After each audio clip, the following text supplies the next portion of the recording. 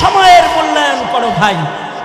কসম করে আল্লাহ তাআলা হায়াতের মূল্যায়ন করতে বান্দাকে নির্দেশ করেছেন। হতে পারে কারণ 1 সেকেন্ড হায়াতেরও অনেক দাম। 1 সেকেন্ড হায়াতের অনেক দাম। 1 সেকেন্ড হইতে পারে হায়াতটা, এইটার অনেক মূল্য, এটার অনেক দাম। জন্মের পরে যদি কোনো বাচ্চা 1 সেকেন্ড হায়াত পায়, সে জান্নাতি বান্দা হিসেবে গণিত হয়ে যায়। মানে জন্মের পরে খালি কান্নার আওয়াজটা পাইছে আর মরে গেছে 1 সেকেন্ড, কিন্তু এই 1 সেকেন্ডের কারণে সে কাফনের কাপড় পাবে। বাচ্চা যদি মেয়ে হয় 5 কাফন পেয়ে যাবে, ছেলে হলে 2-3 কাফন পেয়ে যাবে। দ্বিতীয় নাম্বার, তাকে জানাজা দেয়া হবে, তাকে পুত পবিত্র করে গোসল দিয়ে তাকে মুসলিম জান্নাতীর আকৃতি, তাকে সুসজ্জিত করে তাকে জান্নাতের বাজার কবরস্থানে নবীর দলে নামায়া দেয়া হবে। বিসমিল্লাহি ওয়া আলা মিল্লাতি রাসূলিল্লাহ। বিনিময়ে মাত্র একটা কান্নার আওয়াজ, 1 সেকেন্ডের একটা হায়াত। যদি 1 সেকেন্ড হায়াতের মূল্য এত হয়, তাহলে আমার 50 বছরের মূল্য কত, আপনার 60 বছরের মূল্য কত, আরেকজনের 80 বছর হায়াতের মূল্য কত, আর 30 বছর 25 বছরের যুবক যুবতীদের হায়াতের মূল্য তাইলে কত? এই হায়াতের তো দাম আছে। এইটাকে অবহেলা করলে ক্ষতিগ্রস্ত। কারণ সেকেন্ডে সেকেন্ডে সবার হায়াত বরফের চাকার মতো ছোট হইতেছে, এটা কমে যাইতেছে। জীবন ক্যাপিটাল, আখিরাত বাণিজ্যের মূলধন সেকেন্ডে সেকেন্ডে ছোট হইতেছে, আমাদের হায়াত কমতেছে। যদি অবহেলা করি তাহলে হঠাৎ করে আজরাইল সামনে আসবে আর বাণিজ্য করার রাস্তা ভেঙে যাবে। হায়াতের মূল্যায়ন করো। আল্লাহ তাআলা কসম করে সকলকে হায়াতের মূল্যায়ন করতে বলেছেন। সবাই চায় হায়াত, সবাই বাঁচতে চায়, আপনারাও বাঁচতে চান। আজকে যদি কোনো কোম্পানি ঘোষণা দেয় হায়াত বড়ি বানাইছি, খাইলেই হায়াত বাড়বো, সব ভাত না খায় আমি বড়ি খাইবেন কিনা? হায়াতের এত মূল্য, হায়াত এত আকর্ষণীয়। বুড়া থুরথুরা 98 বছর বয়স, হেরেও যদি জিজ্ঞান যে কি আরো কি থাকতে মনে চায়, সেও বলবে সেঞ্চুরিটা পুরা হইলে ভালো। অথচ চোখে দেখে না, কানে শুনে না, তার হাত কাজ করে না, তার পা কাম করে না, এরপরেও এই বুড়া থুরথুরা এইটাও বাঁচতে চায়। হায়াত এত আকর্ষণীয় এক বস্তু। কিন্তু আল্লাহর রাসূল সাল্লাল্লাহু আলাইহি ওয়াসাল্লাম সব সময় আরজালে উমর থেকে পানাহ চেয়েছেন।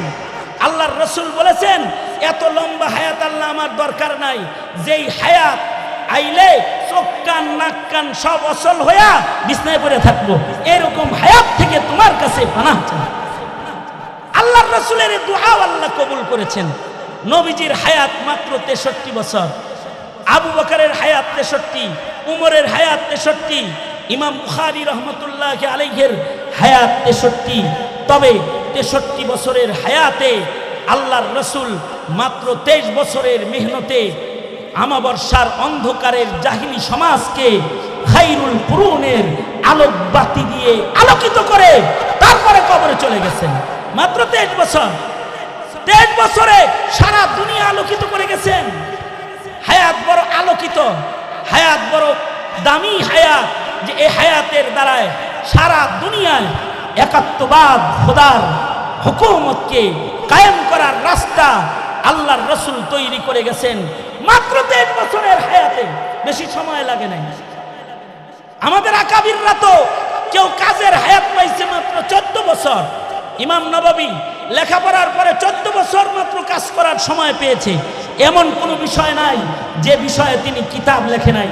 এ কারণে আল্লাহর রাসূল দোয়া করতেন যে আয় আল্লাহ, অসল বুড়া মৃত্যুর থেকে তো পানাহ চাই, কিন্তু তোমার কাছে হায়াতে বরকত চাই, বরকতওয়ালা হায়াত চাই। খালি হায়াত হইলেই হায়াত হয় না। কিছু মানুষ আছে হায়াত লম্বা পায়, কিন্তু তারা লানত কামায়, লানত কামায়, লানত কামায়, লানত কামায়।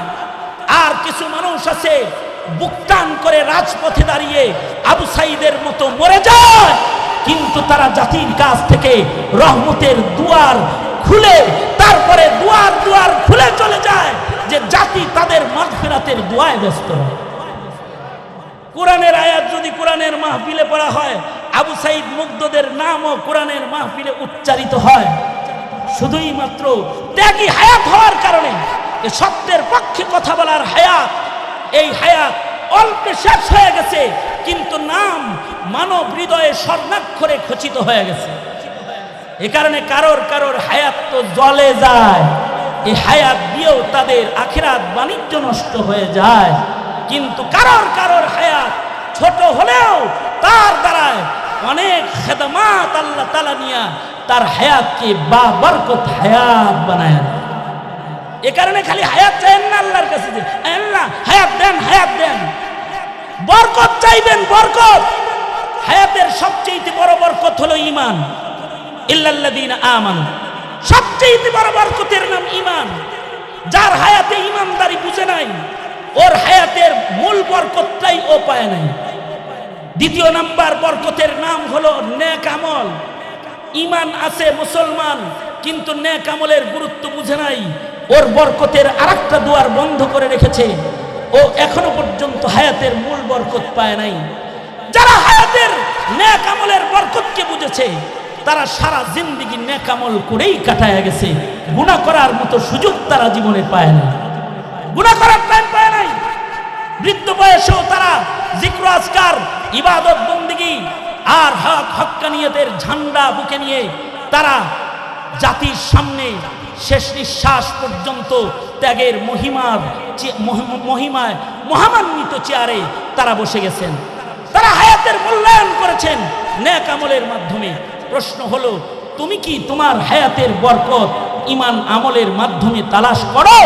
যদি তুমি তালাশ না করো, তাইলে তুমি ক্ষতির ভেতরে আছো। তুমি মরণের মাধ্যমে চিরস্থায়ী ক্ষতির দোজখে পড়ে যাবে।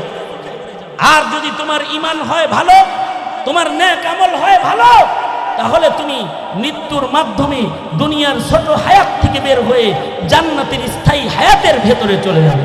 আল্লাহু আকবার জোরে করে বলেন, স্থায়ী হায়াতের ভেতরে চলে যাবে। সুতরাং সিদ্ধান্ত নেওয়ার বিষয় এসেছে। তুমি কি শুধুই বেঁচে থাকবা ফেরাউনের মতো? তুমি কি বেঁচে থাকবা হাসিনার মতো? তুমি কি বেঁচে থাকবা হাসানুল হক ইনু আর মুরগি চোরা শাহরিয়ারের মতো?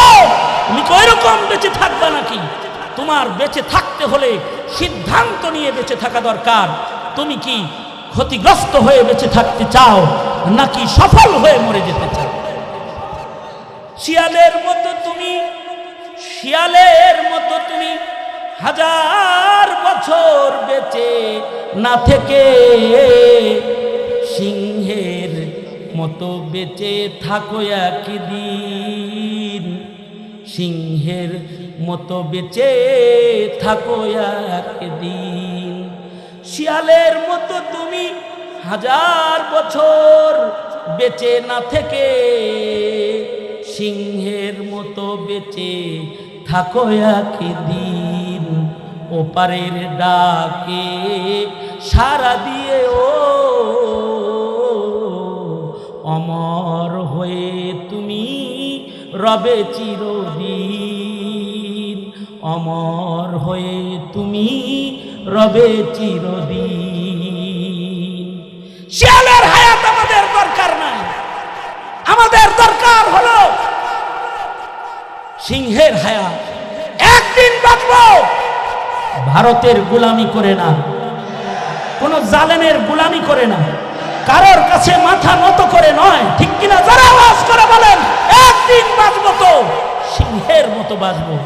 বিড়ালের মতো বাঁচতে চাই না, সিংহের মতো বাঁচতে চাই। বাঁচতে চাই তো গাজী হয়ে বাঁচতে চাই, মরবো তো শহীদ হয়ে মরতে চাই। মুসলমানের রাস্তা তো দুইটাই, হয়তো শহীদ নয়তো গাজী। বাঁচবা তো সিংহের মতো বাঁচো, মরবা তো আবু সাইদ মুগ্ধের মতো মরে যাও। জান্নাতের দরজা খুলে আল্লাহর জান্নাতে চলে যাও। এ কারণে ওয়াতাওয়াসাউ বিল হক তাওয়াসি ইলাল হক।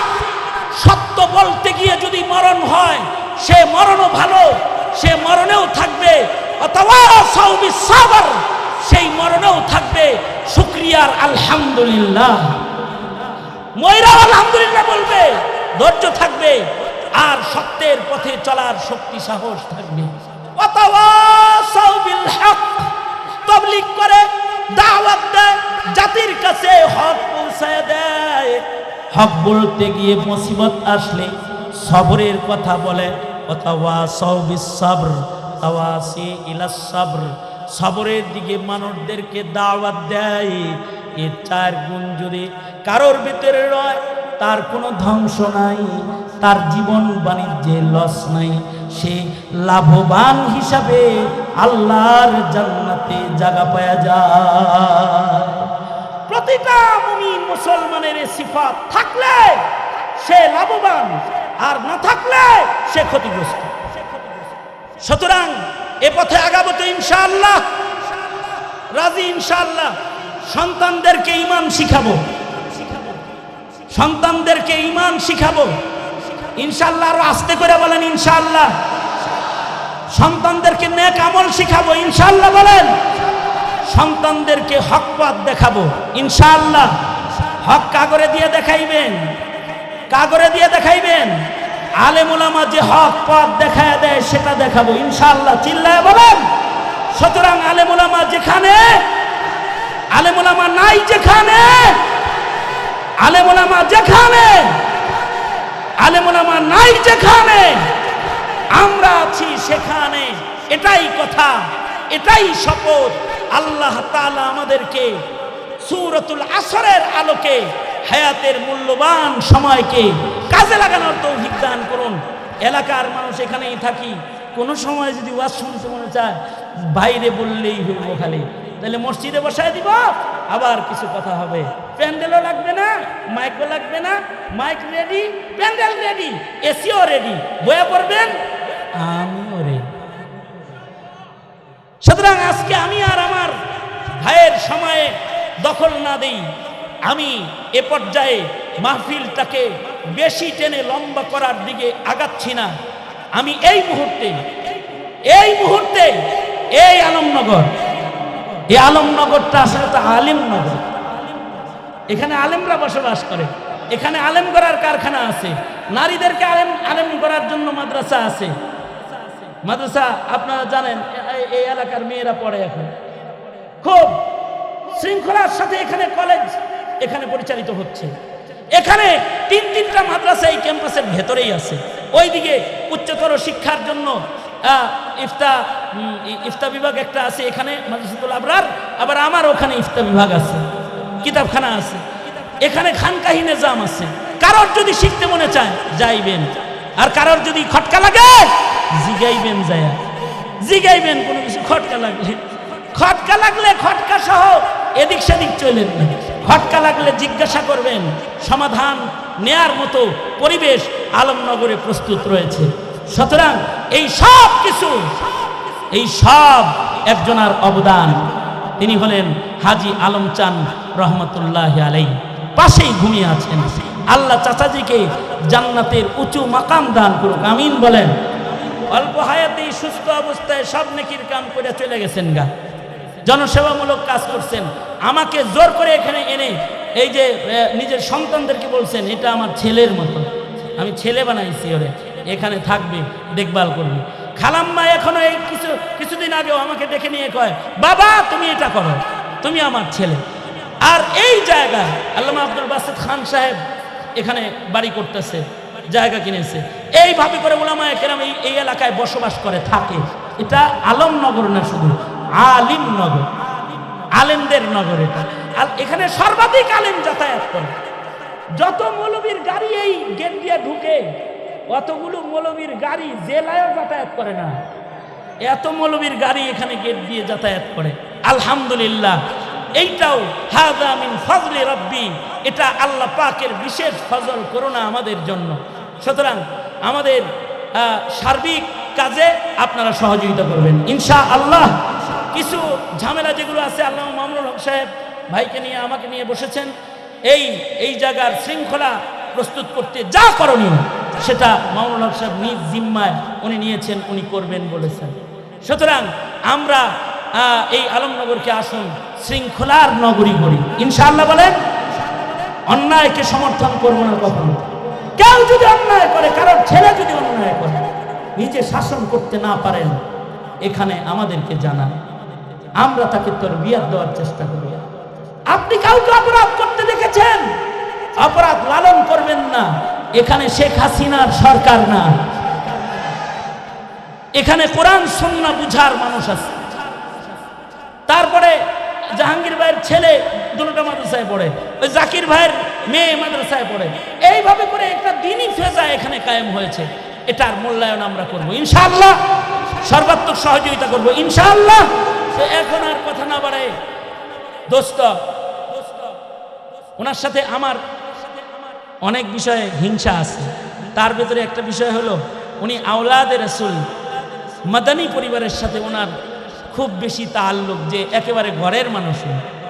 আমার হিংসা লাগে, ওনার জায়গায় আমিও যদি হইতে পারতাম তাহলে ভালো ছিল। ওই ঢুকতে পারি না ওইদিকে, এই জন্য হিংসা লাগে। আর আলেম বড়, চেহারাটা ওপর আমার চেয়ে লম্বাও বেশি, দাঁড়াইলে আমি খাটো উনি লম্বা। তো সুতরাং দোস্তকে বলবো, শেষ কথা, শেষ নসিহত, শেষ মুনাজাত খুব অল্প সময়ের ভেতরে দিয়ে দিবেন। 2 দিন ব্যাপী সম্মেলন যথেষ্ট হয়েছে। মামুনুল হক সাহেবের আলোচনা শুনতে আজকে এখানে এক জনসমুদ্রে পরিণত হয়েছে। রোড ঘাট সব বন্ধ হয়ে গেছে। মাহফিলের 6 ভাগের 5 ভাগ চলে যাওয়ার পরে 1 ভাগ যেটা আছে ওইটার চিত্র এইরকম। বুঝেন নাই কথাটা? তাইলে মাহফিলটা কত বড় মাহফিল হয়েছে, যে এই 6 ভাগের 5 ভাগ চলে গেছে গা। 1 ভাগ যেটা রয়েছে এটাও বসার জায়গা নাই, দাঁড়ায় রয়েছে চতুর্দিকে স্টেডিয়াম সিস্টেম। সুতরাং এই মাহফিলটার কদরদানি করি। আখেরি নসিহত, আখেরি কথা ভাইজান করে আখেরি দোয়া করে দিবেন। পীর সাহেব কাপাসিয়া রাস্তায় আসতেছিলেন, ওনার গাড়িতে সমস্যা হওয়ার কারণে উনি পৌঁছতে পারছেন না। উনি আপনাদের কাছে ওজরে মাকুল সালাম জানিয়েছেন, দোয়া চেয়েছেন। আগামী সপ্তাহে উনি আসবেন, জাহাঙ্গীরের বাসায় মেহমান হবেন, এটা জানিয়েছেন। আর যেহেতু আর কোনো মেহমান নাই, তা ইনি আউয়াল ইনি আখের, আমি তো ঘরে, ইনি আউয়াল ইনি আখের, ইনি শেষ কথা বলবেন। এবং মুফতি হাবিবুল্লাহ মাহমুদ কাসিমি দামাত বারকাতুহুম আজকের 2 দিন ব্যাপী সম্মেলনের শেষ মোনাজাত পরিচালনা করবেন। আল্লাহ তাআলা হযরতকে অনেক হায়াত বাড়ায় দেখ, আমিন বলেন। আমি কিন্তু জেলখানায় একসাথে ঢুকছি 2 জন আমরা। উনি ইমাম, আমি মুক্তাদি, উনি হাফেজ সাহেব, আমি গায়রে হাফেজ। রোজার মাসে ঢুকছি, তারাবি উনি পড়াইছে, আমি পড়ছি। জেল জীবনের বহু স্মরণীয় স্মৃতি ভাইজানের সাথে আছে। আল্লাহ তাআলা কবুল মঞ্জুর করেন, আমিন। আল্লাহ তাআলা এই মাহফিলকে কবুল করেন। জাহাঙ্গীর ভাইয়ের জন্য সবাই দোয়া করেন। মনির ভাই, জাকির ভাই, এই যে ভাই বেরাদার আছে, সবার জন্য আমি দোয়া চাইতেছি।